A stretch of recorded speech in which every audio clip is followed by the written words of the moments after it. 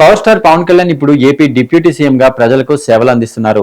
సినిమాలను పూర్తిగా పక్కన పెట్టేసిన ఆయన ఇప్పుడు కేవలం ప్రజాసేవకే పరిమితమయ్యారు.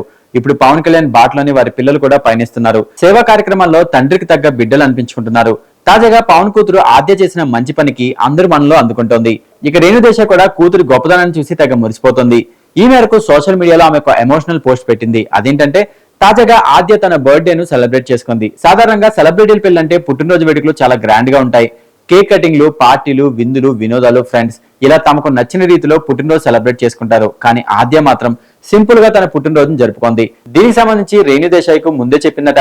బర్త్డే కదా అని హడావిడి హంగామా వద్దని చాలా సింపుల్ గా బర్త్డేని సెలబ్రేట్ చేయమని రేణుని కోరిందట ఆద్య. వాటికి ఖర్చు పెట్టే డబ్బుల్ని ఎన్జిఓకి వాడదామని చెప్పిందట.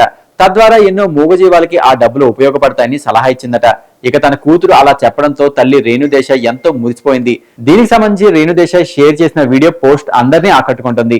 దీన్ని చూసిన అభిమానులు, నెటిజన్లు ఆద్యను తెగ పొగిడేస్తున్నారు. సేవాగుణంలో తండ్రికి తగ్గ తనియా అని మరెన్నో పుట్టినరోజులు జరుపుకోవాలని కాంప్లిమెంట్స్ ఇస్తున్నారు.